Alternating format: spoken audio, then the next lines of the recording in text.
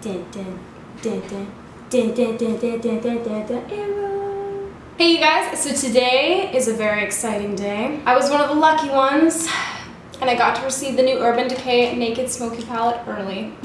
Before we start jumping into this, I want to let you guys know that this video is sponsored, so if you're not cool with that, now's your time to click away. So this is what the palette looks like. It is $54 and it's going to be available on Ulta.com on Sunday, July 12th and in stores on Thursday, July 16th. So this palette has 12 shades in it and it comes with a little brush as usual with Urban Decay palettes. I'm going to start off with my thoughts first. Packaging obviously is always bomb with Urban Decay. I don't know who they hire to do this crap, but like they nail it pretty much every time. Their packaging is always stunning. Let's be real. The shadow quality is same as always with Urban Decay, which is phenomenal in my opinion. They pretty much always nail shadows. There's very few shades that fall flat for me out of the entire Urban Decay range. I have two beefs with this product. The first thing is that it kind of throws me off that like there's light shades here and light shades here and the dark shades meet in the middle. When I first saw it, I was just like, oh, that's kind of like tripping me out a little bit. I don't know what to think, I don't know what to feel. But it does kind of take you from the matte to the satin textures and then the pearlescent to the satin textures, so that kind of makes sense. The one other thing that I'm kind of disappointed with in this palette is that I feel like they could have gone for something really cool, kind of different, like jewel toned smoky colors. And the colors kind of, I was like, oh, okay, that's pretty much what I'd expect out of a smoky palette. I just feel like they could have added in like a couple, like maybe like a really like smoky emerald would have been like ill. When I first saw pictures of this palette online, I was like, okay, these colors are pretty standard, but they actually are really beautiful in person, so I do recommend going to swatch it in person before making your judgment, because the colors are a lot more kind of dynamic than I thought they would be. This is a palette I would definitely recommend to one, somebody that wears a lot of neutrals, and two, somebody that's starting out your collection, because this is a really good mix of mattes and shimmers, which is something that I don't see often from Urban Decay. I find that a lot of their palettes are like all shimmer or all matte, so I really like the fact that it has shimmers and mattes in it. And it does have a good range of colors for all skin tones. You do have kind of like your warm tones, your cooler tones, and then your kind of like neutrals. So this is going to be a good palette for pretty much everybody. All right. Let's do this. Okay, so I already have my eye primer and a base shadow down, and next I'm gonna go ahead and use Combust, which is this kind of like neutral color right here. And I'm just gonna go ahead and apply that right into my crease and blend it up kind of towards the brow bone. I'm using this as my transition shade, which is basically going to make it easier to blend out darker colors later on. I just have my extension showing. It's chill. Whatever. Okay, so next I'm just gonna go ahead and take Slanted right here, and I'm just taking a little brush, and what I'm gonna do is I'm going to apply that into the crease on the inner corner kind of area. I don't know how to better explain that. And I'm just starting to add a little bit of a depth into the inner corner here.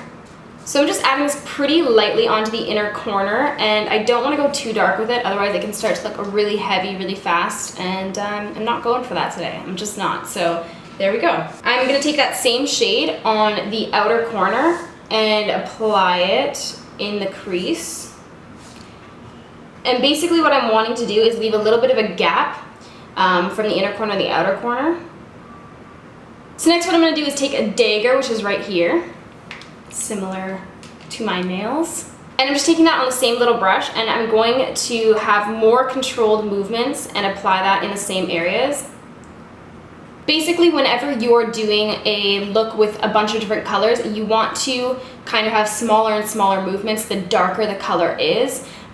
When you have a lighter color, it's fine to just blend it out all over the lid basically, but when it gets to be like a dark color like black or something, you want to have more controlled movements, smaller movements, so that you're not over blending and getting it muddy and taking that too high. So anyways, enough rambling. Just do smaller movements. That's all you have to do. Doing the same thing where we take it on that outer corner and avoid that middle area.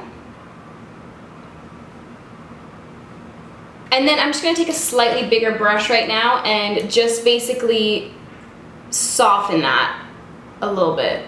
Just a little bit. I'm just going to switch over to the Naked Basics palette really quickly and use this color Venus, which, by the way, why did nobody tell me about this color? I don't know, because it is beautiful. So thanks for the heads up, guys. Not. And I'm just taking that out on a shader brush. I'm going to just kind of apply it to the center of the lid. And you can even, you know, go right up here if you're feeling crazy. Who cares? I'm just adding this for the slightest bit of shine and highlight to the... Now what I'm going to do is I'm going to take a dagger right there. So I'm just taking that color again on a smaller brush, and I'm going to just apply it the tiniest amount to the inner and outer corner. So we're basically just building up that depth. Slowly but surely wins the race. And then we can go ahead and take a slightly bigger brush and blend it out. Bless you, Arrow. Is it just me or is it really freaking hot in here, Luke? Stifling. Yeah, I'm sweating like a pig over here. Stifling, he says. Next, I'm gonna go ahead and take Black Market, which is this kind of deep satiny black color. And I'm just going to take that on the outer corner.